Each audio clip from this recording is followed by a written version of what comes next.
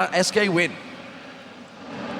Thank you very much, D-Man. I don't know who called it. I think it was you that said that SK was going to take the next. No, you said Alliance was going to take the next. I said 2 times Alliance, 2 times SK. Yeah. So, guys, pick some bans. Impaler, what did you make of pick some bans? And most importantly, what adaptations did you see that were successful from both teams? I think they're very similar team comps, but I actually quite like how SK let the Maokai through, so they could pick 2 other winning lanes. And then they pick this Aatrox that can constantly bully the Maokai, so effectively they've got 3 lanes constantly pushing in, and that allows Svenskeren to kind of get in the jungle, get these red buff invades that he succeeded on. I will admit, when I saw Alliance comp, I was like, this is an insane siege poke comp you have right here, with even the pick potential, because you have Elise Morgana, which is one of the best combinations in the game. So I was like, okay, if SK Gaming doesn't actually win the early game, it's like taking control of the map here, they might end up just having to sit back at their own tower and wait for Alliance to move down 4 members and to just start sieging on it. And if they land 1 skill shot, they will force the ulti from invaded, and they can just keep staying there and keep poking down your towers and the players. But SK Gaming, again, won the early game. I'm not sure what Alliance is actually doing in the early game here. Shook doesn't have much presence in the lane. Svensson was counter-jungling him, counter-ganking him as well. And SK Gaming just dominate the early game. 2nd time in a row now. Alliance really needs to step up the early game. Yeah, and as you mentioned, Svenskeren, to both of you, I do want to highlight him a little bit, because we did have the feeling that at the end of the season he couldn't really put a stamp on the matches that much.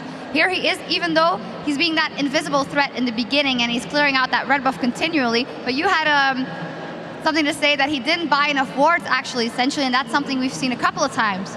Yeah, I think SK is kind of renowned to prioritize like Dorans over ward slots, and I think it's really punishing them, because they're coming out ahead of this early game, and then they're like, we can do stuff, but they can't snowball the game hard enough due to lack of vision alone. So I think I'd like to see Sven pick up an extra 2 wards every time he gets that red buff invade, drop them in the jungle, and that can really start shutting down Shook, because they're going to know what side the map he's on then. And not just Sven, everyone needs to buy some wards. I mean, Jesus was sitting on a health potion 30 minutes into the game. Candy Pan is sitting on a Doran's Blade, also like 35 minutes into the game. Doran's Shield from Freddy as well. Like, sell your damn Doran's items when we go into the late game, buy some wards. You already are in the lead. You have a fed Ahri who can one-shot people if you get the ward control, if you get the vision control on the map. Use it. Take the lead you have from the early game. Don't even give Alliance any chance to come back in the game, because if we actually just pull up the first replay we have, this is where Alliance is slowly coming back in the game after being so far behind early on. If we can just start rolling the clip, the first thing we're actually going to see is why Alliance comp is so good at picking off targets. They land 1 binding, and look at all the bursts on the Svenskeren. They instantly force the ulti from invaded. Now is the time where Alliance shouldn't fully commit until the ulti is gone. Not sure why Shook is actually flash cocooning a target who already has K-Lol. That was a big mistake, a bit of a sloppy play by him, and he's actually not been performing too well. Anyway, the fight continues here. Shook is already dead. Now SK can chase. They overcommit, however. Another binding landing. Again, Morgana, you are a beautiful support. Froggen comes in, lands the ulti here. Candy Panda dies from it. And then, I'm not really sure what Svenskeren was doing in the end, but probably trying to flank around. He ends up dying as well here. And this is where Alliance is coming back in the game, even with a big misplay from Shook, where he flashes onto a cocoon a target with a K-Lol to cocoon it, and the rest of SK is already nearby. He ends up dying, and then SK overcommits, slightly losing the lead at this point. It's quite interesting to see, actually, because SK was always that late game team that would push you to those end game fights and have the superior vision control. Do you think it is that they trained very hard on the early game, maybe in this one, that they kind of lost? They couldn't pick up the 2 things at the same time here? I think it's amazing to see how SK have been turned around from this team that used to lose a lot of early games and then out-rotate the opponents, to now they're winning nearly every game. And it's really good to see. If they can keep this up, I really think they can have a chance of being Alliance 3-2 now.